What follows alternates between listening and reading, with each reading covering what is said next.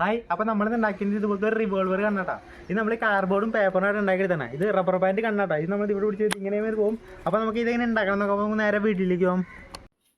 നമുക്ക് ആദ്യം കാർബോർഡിൽ നിന്ന് ഇങ്ങനത്തെ ഒരു പീസ് 4 മുറിച്ചെടുക്കണം.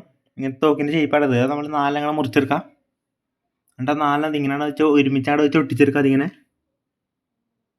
ഇപ്പം വെച്ച് ഒട്ടിച്ചെടുത്തിട്ട് നമ്മൾ കണ്ടാ. അതുകൊണ്ട് എൻ്റെ ബാക്കിൽ ഇത് ഇങ്ങനത്തെ ഒരു കാർബണിൻ്റെ പീസ് ഇത് ഇങ്ങനെ മുറിച്ചെടുത്തിട്ട് നമ്മളിത് ഇവിടെ വെച്ച് ഒട്ടിച്ചെടുക്കാം. ഇത് ഇങ്ങനെയാണ് വെച്ച് ഒട്ടിച്ചെടുക്കുക കണ്ടാ. അതുകൊണ്ട് ഇങ്ങനത്തെ ഒരു പേപ്പറിൻ്റെ റോളുകൾ എടുത്തിട്ട് ഇങ്ങനെ റൗണ്ടിലവിടെ വെച്ച് ഒട്ടിച്ചെടുക്കാം. ഇതിങ്ങനെ റൗണ്ടിലവിടെ വെച്ച് ഒട്ടിച്ചെടുക്കാം.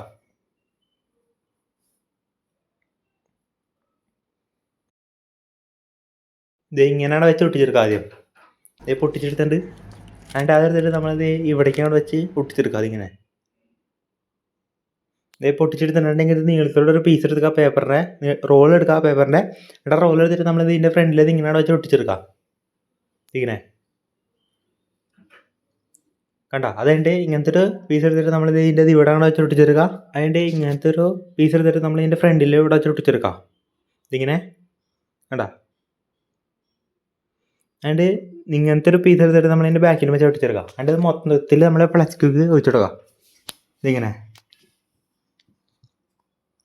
അതിൻ്റെ റബ്ബർ ബാൻഡ് എടുക്കാണ്ട് ഇവിടെ നിന്ന് എടുത്തിട്ട് നമ്മൾ നേരെ ഫ്രണ്ടിലോട്ട് ഇട്ട് കൊടുക്കുക. ഇങ്ങനെയാണ് ഇട്ട് കൊടുക്കുക കേട്ടോ. എന്നിട്ട് ഇത് പിടിച്ച് ഇങ്ങനെ മുകളിലേക്ക് വെക്കാം. അങ്ങനെയാണ് സാധനം വർക്ക് ചെയ്യാൻ കേട്ടോ.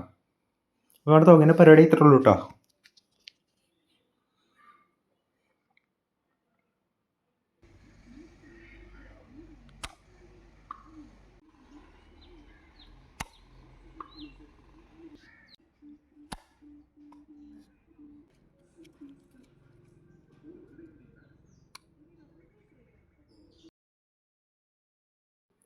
അപ്പോൾ ഈ വീഡിയോ ഇഷ്ടപ്പെട്ടാൽ സബ്സ്ക്രൈബ് ചെയ്യുക, ലൈക്ക് ചെയ്യുക, ഷെയർ ചെയ്യുക. പിന്നെ സാധനം ആണെന്ന് കമൻറ്റ് ചെയ്യട്ടെ. അപ്പോൾ നമുക്ക് അടുത്തേക്ക് കാണാം.